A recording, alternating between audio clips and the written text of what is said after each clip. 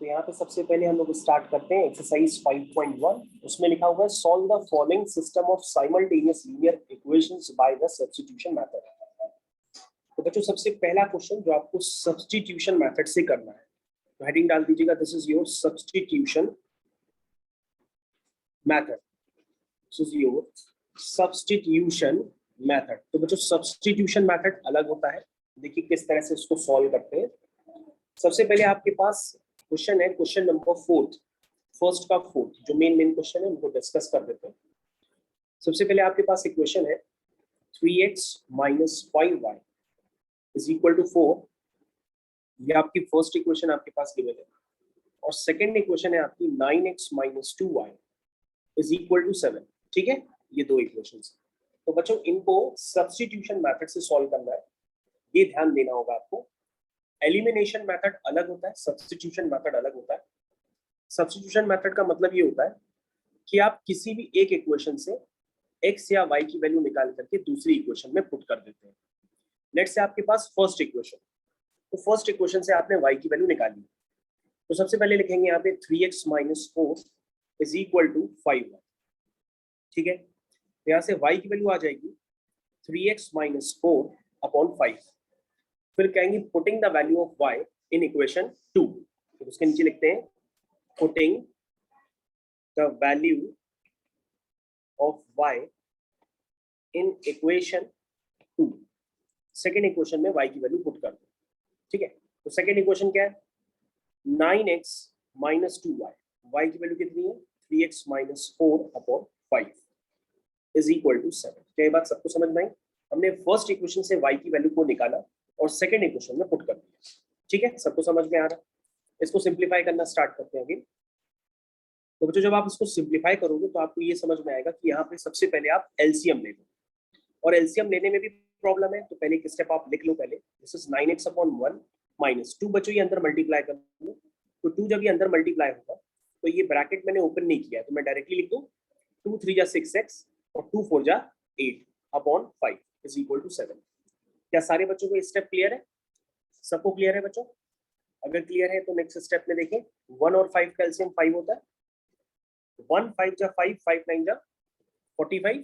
देखो 1 5 जा 5 5 9 जा 45, 5 1 जा 5 और फिर बच्चों माइनस साइन ओपन होगा, ये हो जाएगा -6x + 8 इज इक्वल टू 7। सब बच्चे ध्यान दें अपने स्टेप्स में, जहां उनकी गलती हुई है उसको पूरा ध्यान दें। तो बच्चों आपको बताना पड़ेगा कि 45x - 6x कितना होता है। कोई बता सकता है? कोई बता सकता है? 39x होता है plus 8 upon 5 is equal to 7 upon 1। अब बच्चों उसको क्रॉस मल्टीप्लाई कर देंगे, तो 39x + 8 इज इक्वल टू 7 5 जा 35। बच्चों यहाँ से आ जाएगा 39x इज इक्वल टू 35 - 8। तो 35 - 8 ये आपको जज करना है कितना होता है। तो 35 - 8 बच्चों कितना होता है? 35 - 8 27 कितना होता है 27। तो x की वैल्यू कितनी आई बच्चों 27 अपॉन 39। इसको बच्चों आप सिंप्लीफाई भी कर सकते हैं, 3 1 जा 3 3 3 जा 9 और 3 9 जा 27। तो 9/39 x की वैल्यू।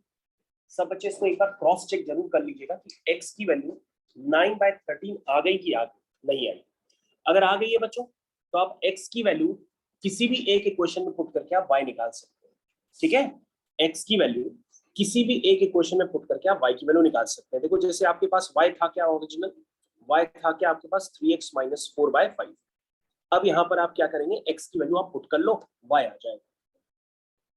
तो बच्चों ये हो गया 3 × 9/13। ये बस क्लियर है सबको? -4 अपॉन 5। तो बच्चों अगर क्वेश्चन पूरा आपसे सही दिया होगा तो क्वेश्चन ये सॉल्व हो चुका है। 3 9 जा 27 अपॉन 13 -4, नीचे 1 लिख दो, अपॉन में 5 भी है। ठीक है, तो बच्चों ऊपर एलसीएम लेंगे तो कितना आएगा 27 - 13 4 जा 52। 13 4 जा कितना होता है 52 अपॉन 13। ये बच्चों एलसीएम आ गया और नीचे 5 भी था, तो 5 मैं डायरेक्टली इस तरह से लिख देता हूँ।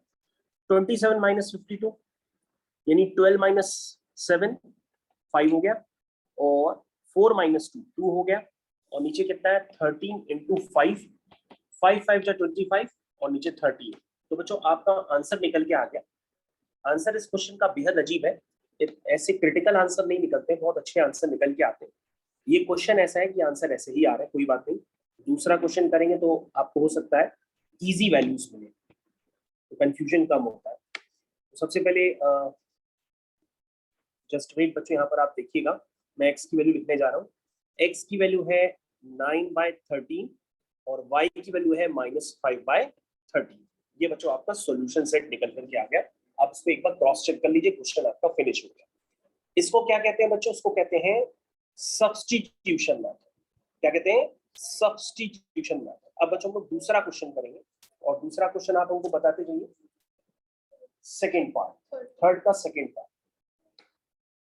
तो बच्चों अगर आपको कम समझ में आया, थर्ड का सेकेंड पार्ट देखिए फिर से। 2x + 3y is equal to 23, और दूसरी क्वेश्चन है 5x - 20 is equal to 8y। ये दो इक्वेशन। तो अर्शिता बेटा इधर ध्यान दोगी। सबसे पहले क्या करो, तुम्हारे पास ये फर्स्ट इक्वेशन है, ये सेकंड इक्वेशन है। सेकंड इक्वेशन से y की वैल्यू देखो बेटा, तुम्हें दिख रही है y is equal to 5x - 20/8। Direct करता है y की वैल्यू फर्स्ट इक्वेशन में डायरेक्टली पुट कर देते हैं। तो first equation is 2x + 3y, y is 5x - 20/8 is equal to 23। ये फर्स्ट इक्वेशन में बेटा हमने y की वैल्यू पुट कर दी।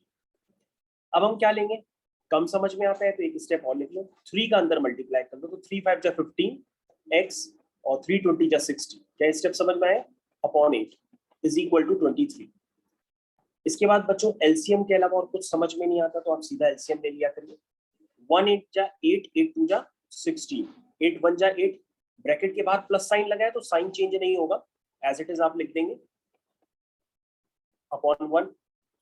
16x + 15x, 6 + 5 11, 1 + 1 2 और एक कैरी 31। तो 31x - 60/8 इज इक्वल टू 23/1। इसको बच्चों हम लोग क्रॉस मल्टीप्लाई करेंगे, तो 31x - 60 इज इक्वल टू 23 × 8, 23 × 8। तो बच्चों क्रॉस मल्टीप्लिकेशन का मतलब ये होता है, आपको क्लियर होना चाहिए ये क्रॉस मल्टीप्लिकेशन। 23 × 8 कोई बता सकता है? 8 3 जा 24, 8 3 जा 24, 8 2 जा 16, 17 18, 184।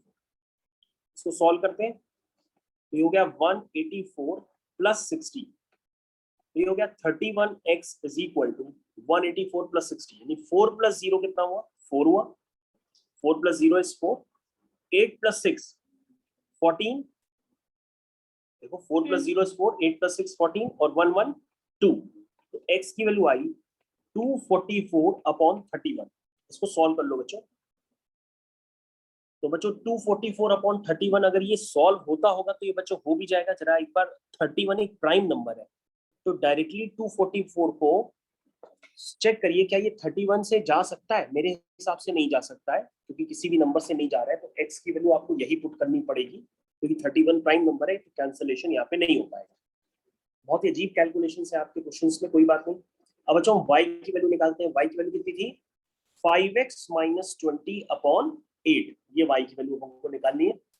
अब हम यहाँ बच्चों x की वैल्यू पुट कर देंगे, तो x की वैल्यू है 244/31 - 20/8। This is the value of y। बहुत ही बच्चों क्रिटिकल तरीके के कैलकुलेशन है इसमें। 5 4 जा 20, 5 4 जा 20, 21 22, 5 2 जा 10, 11 12 अपॉन